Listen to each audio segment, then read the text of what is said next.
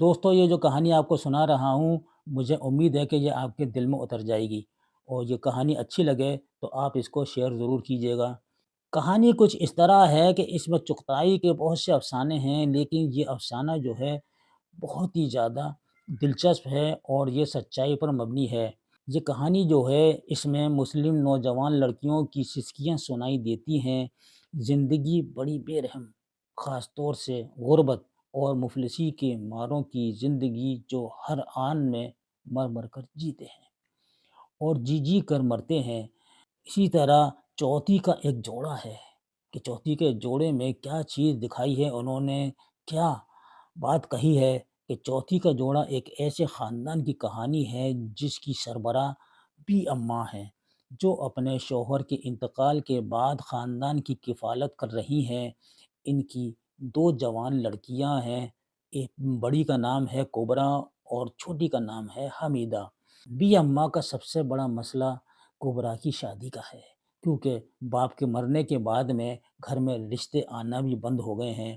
کبریٰ معمولی شکل و صورت کی، ڈری سہمی، خاموش طبیعت کی لڑکی ہے۔ والد کے انتقال کے بعد اس کے لیے پیغام آنے بھی بند ہو گئے ہیں۔ بی اماں جو کبریٰ اور حمیدہ کی ماں ہیں، ساری امیدیں اس وقت جاگ اٹھی جب ان کے مجلے بھائی کا لڑکا راحت پولیس کی ٹریننگ کے سلسلے میں ان کے گھر قیام کرنے آتا ہے۔ وہ اپنا زیور تک بیچ کر گھر ٹھیک کرتی ہیں اور راحت کے رہنے کا انتظام بہت اچھی طرح سے کرتی ہیں۔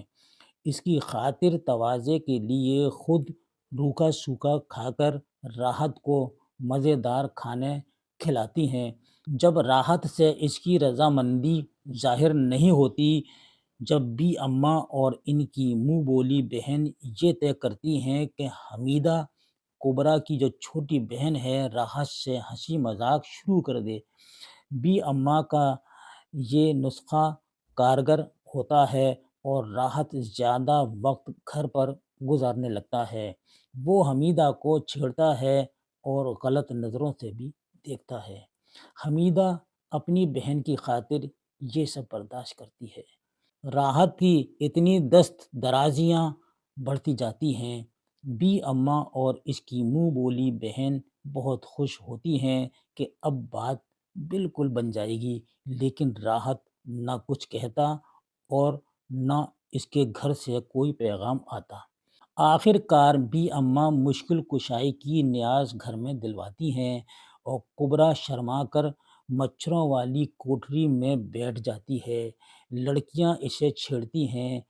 کبریٰ مولوی صاحب کا دم کیا ہوا ملیدہ اپنی چھوٹی بہن حمیدہ کو دیتی ہے کہ وہ راحت کو کھلا دے۔ حمیدہ مقدس ملیدہ لے کر راحت کے کمرے میں جاتی ہے اور کانپتے ہاتھوں سے ملیدے کا نوالا راحت کے منہ کی طرف بڑھاتی ہے۔ ایک بھونچال سا آتا ہے، حمیدہ راحت کی ہوس کا شکار بن جاتی ہے۔ اس طرح راحت 3 زندگیاں تباہ کر کے صبح کی گاڑی سے اپنے گھر لوٹ جاتا ہے، کیونکہ اس کی شادی کی تاریخ پہلے سے کہیں اور طے ہو چکی ہے۔